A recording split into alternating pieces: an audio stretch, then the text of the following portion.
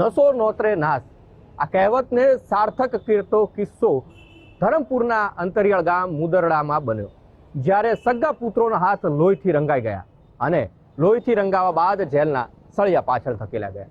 ક્ષણિક ઉશ્કેરાટમાં જ આખો પરિવાર છે એ છિન્ન ભિન્ન થઈ ગયો.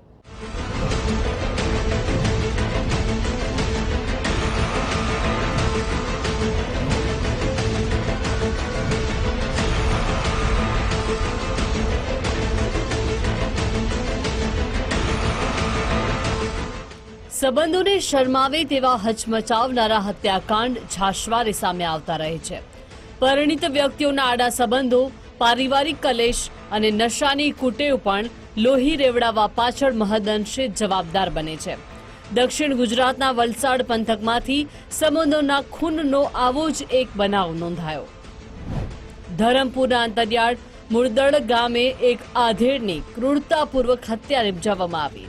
મૃતક ભરત પવાર નશો કરવાની ટેવ ધરાવતા હતા. મૃતક નશો કરીને વારંવાર પત્ની અને પુત્રો સાથે મારઝૂડ કરતા.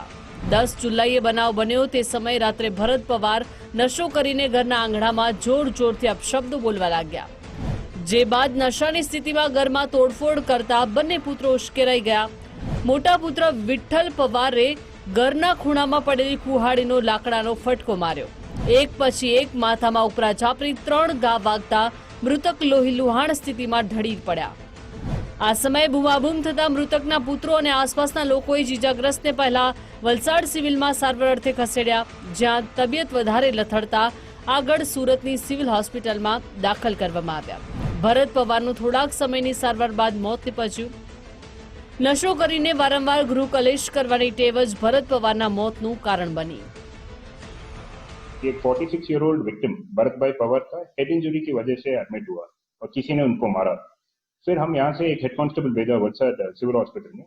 जब तक वो पहुंचे तब तक ये विक्टिम को सूरत ट्रांसपोर्ट किया due to serious nature of injuries.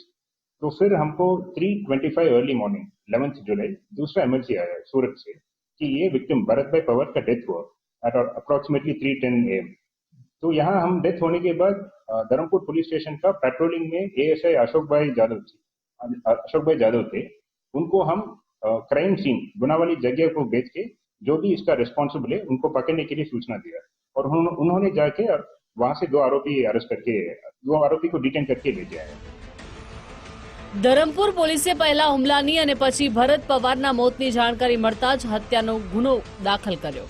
આ કેસમાં પોલીસે ત્વરિત પગલાં લઈને હુમલામાં સામેલ મૃતકના બંને પુત્ર વિઠ્ઠલ પવાર અને યોગેશ પવારની ધરપકડ કરીને જેલના સળિયા પાછળ ધકેલી દીધા. ધરમપુર પોલીસે હત્યામાં ઉપયોગમાં લેવાયેલો કુહાડીનો લાકડાનો હાથો જપ્ત કરીને પરિવારના અન્ય સ્વજનોના નિવેદન પણ નોંધ્યા છે. આ હત્યા કેસમાં અન્ય કોઈની મદદગારીની શક્યતા નથી. 2 आरोपी वो जो मरण जनार व्यक्ति थे उनका लड़के थे. पहले आरोपी विठल पवार उनका मोटा लड़का और नाना लड़का योगेश पवार.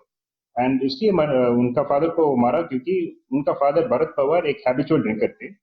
काफी बार दारू पी के उनका फैमिली के साथ झगड़ा कर रहा था और गांव वालों के साथ भी झगड़ा कर रहा था.